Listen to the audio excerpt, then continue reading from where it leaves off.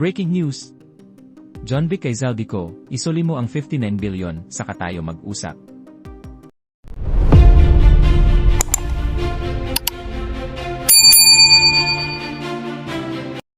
Diretsahang hamon ang binitiwan ni Interior Secretary JONVIC REMULLA laban kay dating ako Bicol Party List Representative ZALDY ko.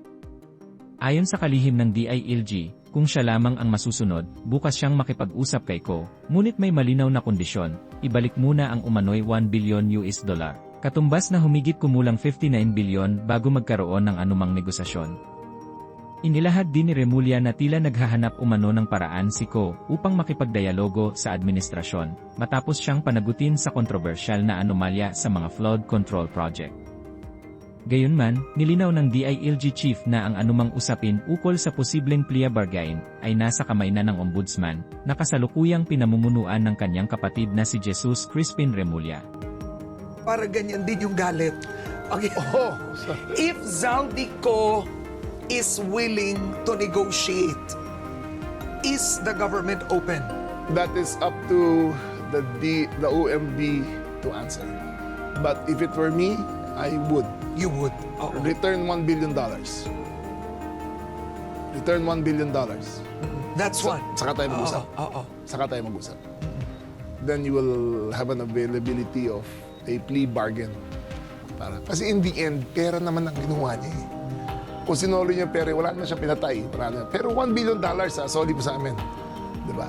Papagawa ko ng bahay para sa lahat ng squatter dito sa Quezon City. Diba? Ubusin natin lahat ng squatter dito. And wait, na-unblock na ba ang accounts ni ZALDY?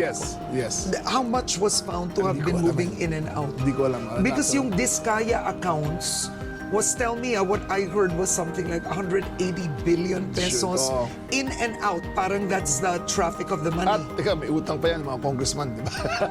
Guardiola, you said 600 billion. 600. Pero Guardiola naman over a period of 15 years yata yan. Parang 15, 20 years. Oo. What about the properties of Guardiola abroad? Would the Philippines have access? Yes. Would you? Yes, even the properties of ZALDY abroad, if we need to. Lahat yan, habulin namin. Pero para sa akin, ang limit kay ZALDY ko, $1 billion. Solid mo rito. Alright. Now, I want to ask you this. You were quoted as saying you are open to run for president in 2028. Karen, this is the second time you've asked me that in a month. So, right? You're quoting me from your own show. Wait, that was coming from Head Start? Yes. Because you were the first person to ask me. So you're quoting me from your own show. Because I saw it in so many articles. That wasn't from me. They were speculating. But you're the first one to ever have asked me. Okay, so are you really open? I am open. Okay, I mean, let's talk about this seriously. Technically speaking, you can do it because you were governor. So you have executive experience. Yes. Right, but coming from I'll be blunt, the unpopularity of this administration, that's one. What would you have, I mean, in terms of when you look at the surveys, you have the likes of Vice President Sara Duterte, you've seen the numbers. I mean, she was high even during the time of President Marcos Jr., right? When they were supposed to be running against each other. Then you have the Tulfos, right, who's 30 million subscribers, number 2 or 3 in the Senate. In terms of Leni Robredo, she has said not interested at all. So you may have that faction putting in Bam Aquino or Risa Ontiveros, some possibilities floating. You are open, so the field actually is wide, but there is a Sara Duterte. What makes you feel optimistic about it? Well, let's not discuss winning first. Okay, yeah. Let's discuss Governing first. Governing first. Governing. I know what to do for the country. I know what to do for housing in the urban areas. Alam ko kung paano ibababa ang national debt, ang expenditures natin. Alam ko nasaan ang lahat ng taba. Na ginagawa naman namin ngayon, binababa lahat. Alam ko kung anong kailangan gawin sa education. Na walang corruption para umunlad naman yung mga bata natin. We're graduating functionally illiterate people. And there is something to do for that. Because gaano kalaki ang Cavite? Cavite is one of the largest. The largest. So, LGU. in effect, the experience is there. It's there. Yeah, But how more sa ilan ang DILG. population nyo? 5 million. Okay. 5 million. Yeah. But being in the cabinet really opened my eyes to a lot of how things work, of why things are difficult in the Philippines. Ano yung mga friction cost, ano yung mga hadlang, ano yung mga departments na nahihirapan ng trabaho, kung bakit nahihirapan ng trabaho. What you need are more determined people who want to make things better. Maraming mga galing dyan eh. I think Sani Angara's doing a great job. You need people like him to run the country. I think Vince Dizon is doing a great job. You need people like him. Even the new Customs Commissioner is doing a great job. Diba? Kailangan mga ganyang klaseng kailangan kunin mo to get things moving. Plus, the fact that the genuine love of country, and dapat may template ka na. The President has one, and he's doing it. Nadidistract lang siya dito sa floodgate. But we had the meeting yesterday, at inulat niya, let's get this behind us, let's move forward, itong kailangan natin gawin. So, may concrete steps of action. But then, are there fears? I mean, the President's last numbers were at 21%. And that was in the same barometer as former President Gloria Macapagal Arroyo at her lowest. Yes. She ranged from 16 to 21. And at one point, I remember J.V. Ejercito labeled it as a kiss of death to be endorsed by her. Do you see that as a weakness? It's not even in my mind. Okay. I want to do my job now.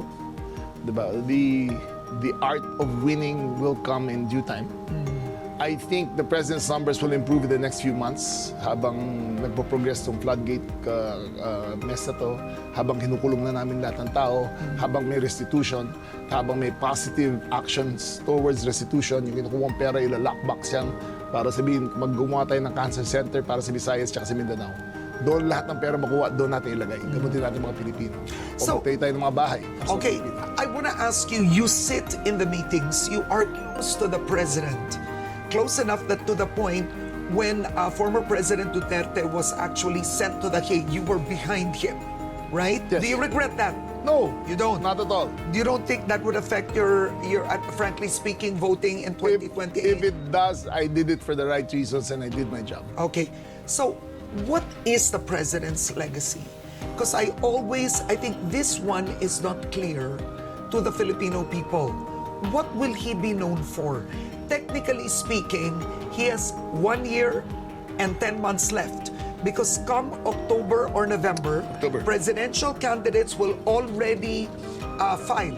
Yes. File. And by that time, the attention has moved to the presidentiables. Doon na mag-shift everything. So technically, President Marcos Jr. has a year and 10 months only. What does he talk about in your meetings? What is he gonna be known for? Well, number one, I'm not Yes. allowed, but I think his legacy will be that for the first time, a president confronted corruption head-on to the people who he was closest to the people who was in his tent. He confronted the corruption head-on and is willing to send them to jail no matter what their relations were. Wait, head-on. So Head-on. He's willing. He's willing to confront former Speaker Martin Romualdez. You said the closest. Everyone. Ang instruction But siya what has he done? wherever the evidence leads. Ganun lang ang instructions niya. So we are pursuing. DOJ is pursuing it. We are pursuing it. The Ombudsman is independent. I'm sure he's pursuing it. But we are, wherever the evidence leads, doon kami pupunta. Okay, but what about the economy? I mean, we hit, I think, 4% growth last year. That's one of the lowest. 4.8. That's one of the 4.8. lowest we've had. That was COVID time. 4.8. Yes, 4.8. But that's 4.8 recovering. We were negative COVID time. We were negative. Okay, We were negative but before. after? But we have recovered 4.8. We're short by 0.3. I think we're going to go at 6 this year. Really? If we pump prime the economy enough, if the investments come in, we're going to grow at 6 this year. If tourism improves, we'll go at 6 this year. So, in a way, if you do choose to run, this is something you understand. Of course, that is the greatest benefit of being in the cabinet. Kung masusi ka talaga nag-aaral, kung tinitingnan mo talaga kung anong kailangan gawin, kung nakikita mo lahat ng anggulo ng mga tao, mas madali, may experience ka na para gawin yan. Kulang kung nag-governor ako, diretso dito, ang learning curve ko, 1.5 years. ito, I will hit the ground running if I do good again. We have a few minutes left with DILG Secretary JONVIC Remulla. Batangas Representative Leandro Leviste has described the situation of the country now as, I'll read this, de facto martial law, saying while there is no formal declaration, the situation is felt on the ground through fear and the silencing of dissent. So Leviste said critics of the administration are the first to face legal action while the allies are spared, perceived to be the allies, relatives, allowing laws and multi-billion peso budgets to pass without scrutiny. So he drew parallels essentially from, the late Ferdinand Marcos Sr. That's a red herring. Okay. That's a red herring. He's facing so many problems and he's trying to obfuscate it by saying more problems, that other problems exist. Every day, Karen, there must be at least 500 to 1,000 bloggers saying the most vitriolic things against the president. Have you heard of anyone being arrested? Yeah. There's none. Nag-rally sila sa Mendiola, pinagbabato yung mga pulis. Diba? Inarestan namin yung kailangan arestuhin. Pero yung mga bata, pinakawalan namin yan. May pinatay ba? Wala. Is there EJK now? There's none. Diba? So there's no such thing. He has to face his problems. Stop creating other problems, saying that there are other problems. Instead, face your own. He has a mountain of problems ahead of me. Selling that franchise, selling whatever that he sold. Although he didn't sell the franchise. For whatever he did do, diba? Niloko niya gobyerno eh. Niloko niya yung gobyerno. At lalo niyang niloloko ngayon. So, harapin niya na problema niya. Kakasuhan ba si Leviste? I think so. May fine na siya ng 24 billion sa DOE. I think the ombudsman has publicly stated na kakasuhan niya rin. Publicly yan, sinabi niya. But privately, we haven't talked about it. Pero harapin niya problema niya. Diba? Niloko niya ang Pilipinas. Kumuha siya prangkisa, tapos kumita siya ng 24 billion. Tapos wala siyang tinupad. Diba? Ano ba naman yun? Harapin naman ang problema niya bago yung iba. Inaresto ba siya? Hinaras ba siya? Wala naman, di ba? I'm curious, you were last on Head Start, we talked about the Cabral files. Well, the death, di ba? Napag-usapan natin that, well, it's been determined now that it was a suicide. But what happens to the actual files? I know it's not exactly under your jurisdiction anymore. But what happens to that? The files remain intact. They are, although the veracity and authenticity could only have been authenticated by Cabral herself. Yeah. But that matter is left up to the Senate, up to Secretary Dizon, and up to the ombudsman, whoever is investigating. But wala na sa akin yan. Okay. Before we go, I have 3 minutes to go. It's close to 9. But you uncovered the corruption.